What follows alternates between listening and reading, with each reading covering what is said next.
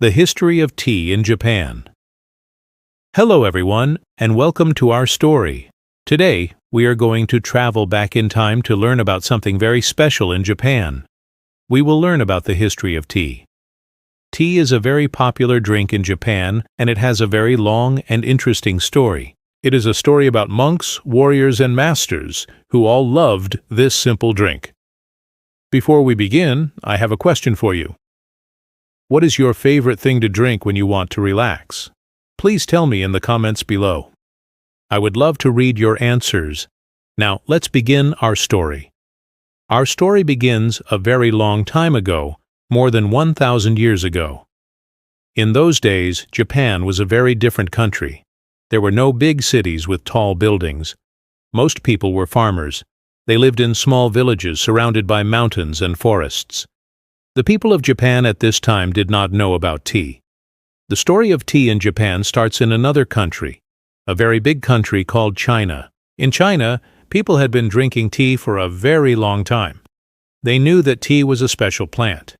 They used it as a medicine to help sick people feel better. They also enjoyed it as a warm and comforting drink. The Chinese people had many traditions and a rich culture. Japan wanted to learn from China. So some people from Japan made a long and difficult journey across the sea to China. These travelers were usually Buddhist monks or important people who worked for the Japanese emperor. The journey was dangerous. They traveled in small wooden boats on the big ocean. But they were brave because they wanted to bring back knowledge and new ideas to Japan. When these Japanese travelers arrived in China, they saw many amazing things. They learned about Chinese writing, art, and religion. And of course, they learned about tea. In China, the monks drank tea to help them stay awake during their long hours of meditation. They found that the tea helped them to keep their minds clear and focused. The Japanese monks were very interested in this. They tried the tea and they liked it. They saw how the Chinese people prepared it. At that time, the tea was not loose leaves like we often see today. It was called brick tea. People would press the tea leaves very tightly together to make a hard block, like a brick. To make the tea, they would break off a small piece from the brick. Then, they would boil it in water with a little salt. It was very different from how people drink tea today. The Japanese travelers wanted to bring this special plant back to their home. So, they carefully carried tea seeds and some of the brick tea with them on their long journey back to Japan. It is believed that the first tea seeds were brought to Japan in the early 9th century. A famous monk named Saicho is often credited with being one of the first people to bring tea seeds to Japan. He planted them in the area near Kyoto, which was the capital city of Japan at that time. When the monks returned, they presented the tea to the emperor. The emperor at that time was Emperor Saga. He was very interested in Chinese culture, and he loved new things. He tried the tea, and he enjoyed its taste and the feeling it gave him. He thought it was a very elegant and special drink. Because the emperor liked tea, other important people in his court also started to drink it. Tea became a very fashionable and expensive drink for the rich and powerful. They were the only ones who could get it. Ordinary people in Japan still knew nothing about tea.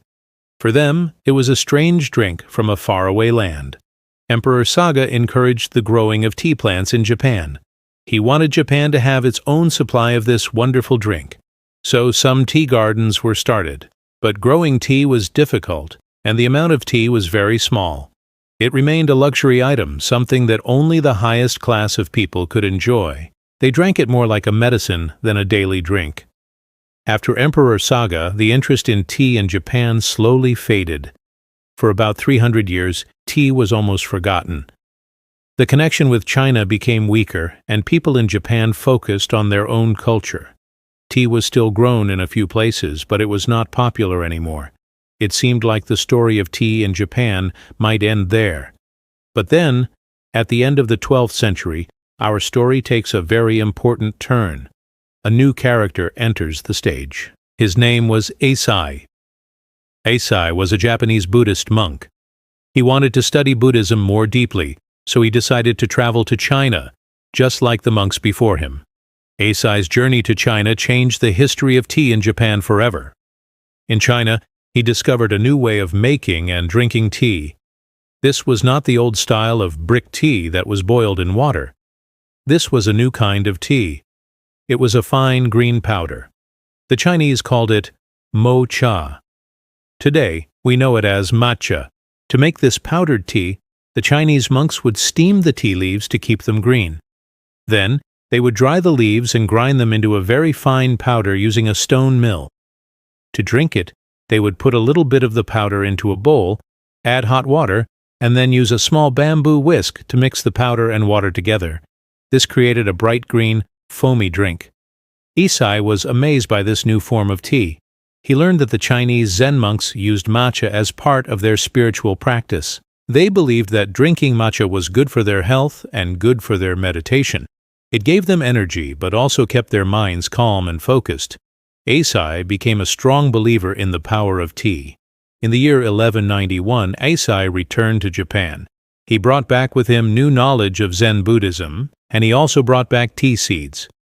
He was determined to share the amazing benefits of tea with the people of Japan. He believed that tea was a wonderful medicine that could help everyone live a long and healthy life. Isai began to plant the tea seeds he brought from China. He gave some seeds to another monk named Mio. Mio lived at a temple in a place called Uji, which is near the city of Kyoto. The land in Uji was perfect for growing tea. It had rich soil, good rainfall, and a misty climate. The tea plants grew very well there. Soon, Uji became the most famous and important place for growing high-quality tea in Japan. Even today, Uji tea is considered to be some of the best in the country. Isai did more than just plant tea seeds. He also wanted to teach people about the benefits of drinking tea. So he wrote a book. The book was called Kisayojoki, which means drinking tea for health. This was the first book written in Japan that was all about tea. In his book, Isai wrote about how tea was good for the body.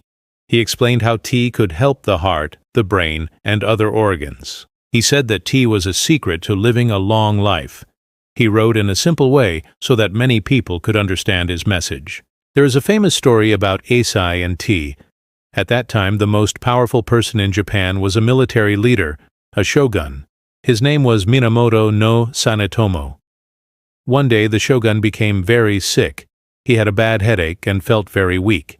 He tried many medicines, but nothing worked.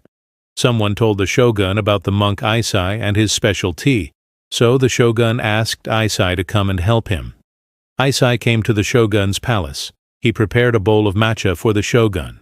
He also gave the shogun a copy of his book about tea. The shogun drank the tea. After a short time, he began to feel much better. His headache went away.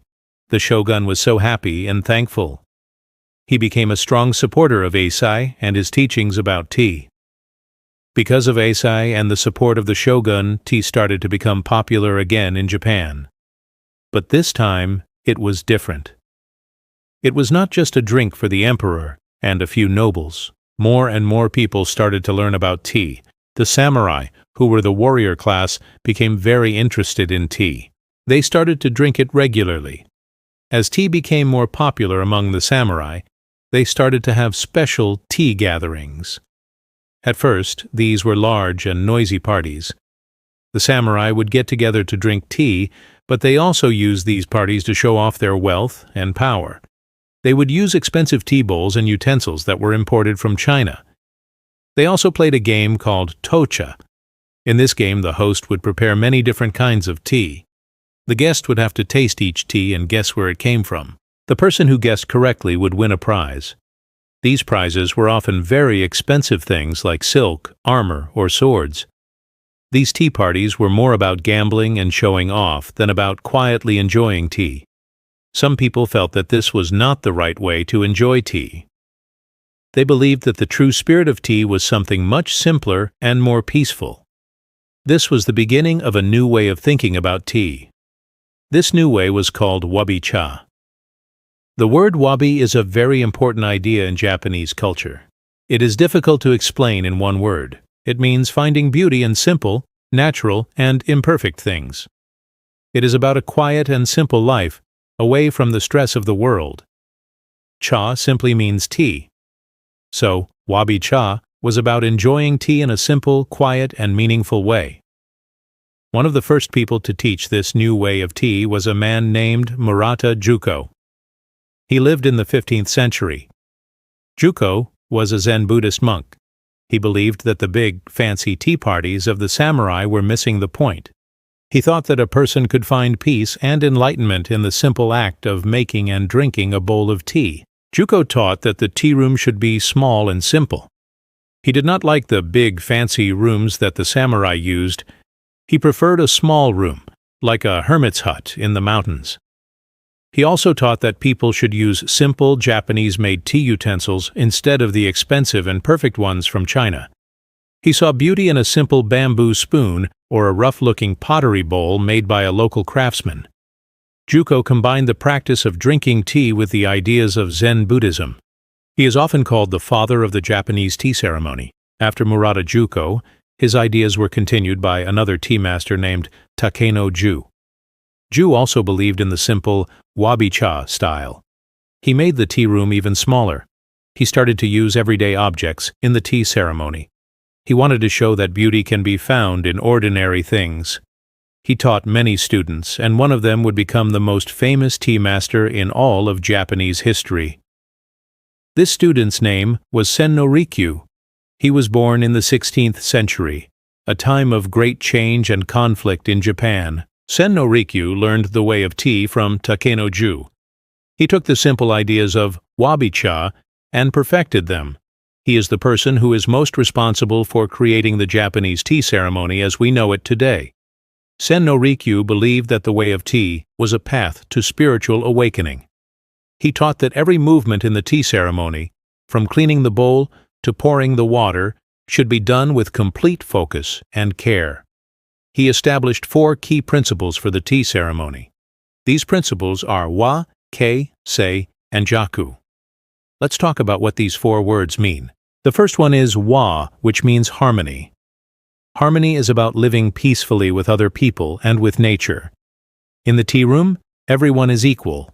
It does not matter if you are a rich lord or a poor farmer. Everyone sits together as friends and shares a bowl of tea. The tea room itself is also in harmony with nature, using natural materials like wood, bamboo, and paper. The second principle is kei, which means respect. This is about showing respect to everyone and everything. You show respect to the other guests in the room. You show respect to the host who is making the tea for you. You also show respect to the tea utensils. Each object is treated with great care. This feeling of respect creates a calm and pleasant atmosphere. The third principle is sei, which means purity. Purity is not just about being clean on the outside. It is also about having a pure and clean heart and mind. Before entering the tea room, guests would wash their hands and mouth at a stone basin in the garden. This act symbolized washing away the dust and worries of the outside world. When you enter the tea room, you leave your problems behind and focus only on the present moment. The fourth and final principle is jaku, which means tranquility. Tranquility is a feeling of deep peace and calm. When you follow the other 3 principles of harmony, respect, and purity, you can achieve this state of tranquility. The tea ceremony is a time to be quiet, to be still, and to find peace within yourself. Senno Rikyu changed many things about the tea ceremony to match these 4 principles. He designed a very special kind of tea room, called a chashitsu. His tea rooms were very small and simple. The entrance was often a very small low door called a nijiriguchi. To enter, everyone, even a powerful samurai, had to bow down low and crawl inside. This was a symbol of humility. It showed that inside the tea room, everyone was equal. Rikyu also had strong ideas about the tools used for tea. He did not like the perfect, expensive things from China. He preferred simple, rustic things made in Japan. He loved tea bowls that were not perfectly shaped. He saw a special kind of beauty in their imperfections. He taught people to see beauty not in things that were shiny and new, but in things that were simple, natural, and a little bit old. This idea is called wabi-sabi. Senno Rikyu became very famous for his skill and his ideas. He became the tea master for 2 of the most powerful rulers in Japanese history, Oda Nobunaga and Toyotomi Hideyoshi. These were powerful warlords who were trying to unite all of Japan. In a world full of fighting and war, Sen no Rikyu offered them a way to find peace and quiet through the tea ceremony. His relationship with Toyotomi Hideyoshi is a very famous story. Hideyoshi was a man who rose from being a poor farmer to being the most powerful man in Japan. He loved to show off his power and wealth. He loved gold and everything grand and spectacular. He even built a portable tea room that was covered completely in gold. Sen no Rikyu, on the other hand, loved simplicity. His idea of beauty was the exact opposite of Hideyoshi's. For a while, the two men had a good relationship. Hideyoshi respected Rikyu's skill as a tea master. But over time, their different ideas created problems between them. They started to disagree on many things. The end of Sen no Rikyu's life is very sad. For reasons that are still not completely clear, Hideyoshi became very angry with Rikyu. He ordered his tea master to take his own life. It was a tragic end for the greatest tea master in Japanese history. But even though his life ended, his ideas and his spirit did not die. The teachings of Sen no Rikyu were passed down through his family. His descendants started several different schools of tea ceremony. These schools still exist today, and they continue to teach the way of tea according to the principles of Sen no Rikyu. Because of him, the tea ceremony became a very important part of Japanese culture, an art form that is still practiced and loved by many people. While the art of the tea ceremony was developing, the way that tea itself was made was also changing. For hundreds of years, the main type of tea in Japan was matcha, the powdered green tea. But making matcha is a very long and careful process. Then, in the 18th century, a man named Nagatani Soen from Uji invented a completely new way to process tea. He developed a method of steaming the tea leaves and then carefully rolling and drying them. This new method created a different kind of tea. The leaves were shaped like thin green needles. This tea was not a powder. To prepare it, you would steep the leaves in hot water in a teapot. This new tea was called sencha. The invention of sencha was a huge change for the world of Japanese tea. Sencha was easier and cheaper to make than matcha. This meant that for the first time, ordinary people could afford to drink good quality tea every day. Tea was no longer just for the samurai or for special ceremonies. It became the drink of the people. Sencha quickly became the most popular type of tea in Japan, and it still is today. Over the centuries, Japanese tea makers have created many different kinds of green tea. Let's learn about a few more of them. We have already talked about matcha and sencha. Another very special tea is called gyokuro. Gyokuro is a very high-quality tea. The way it is grown is very unique. About 3 weeks before the leaves are picked, the farmers cover the tea plants with cloth or straw mats. This keeps the sun away from the leaves. Growing the tea in the shade like this makes the leaves very dark green and gives the tea a very sweet and rich flavor, with less bitterness. Gyokuro is an expensive tea that is enjoyed on special occasions. A more common everyday tea is called bancha. Bancha is made from the tougher, more mature leaves that are picked later in the season. It has a stronger, more robust flavor than sencha.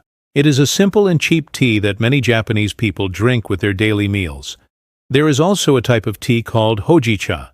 Hojicha is made by roasting bancha or sencha leaves over charcoal. The roasting gives the tea a beautiful reddish-brown color and a wonderful toasty, nutty aroma. Because it is roasted, hojicha has very little caffeine, so it is a great tea to drink in the evening before bed. Finally, another fun and popular tea is genmeicha. Genmeicha is green tea, usually bancha or sencha, that is mixed with roasted brown rice. Sometimes a few of the rice grains will pop during the roasting process, so it looks a little like popcorn. Genmeicha has a very warm and savory flavor that many people love. The taste of the rice combines perfectly with the taste of the tea. Today, tea is everywhere in Japan. It is a deep and essential part of daily life. People drink it when they wake up in the morning. They drink it during work breaks. They serve it to guests who visit their homes. You can find tea in restaurants, in offices, and in vending machines on almost every street corner. You can buy it hot or cold, in bottles and cans. Tea is also used as a flavor in many foods. You can find matcha ice cream, matcha cakes, matcha chocolate, and matcha noodles. The flavor of green tea is a beloved taste in Japan.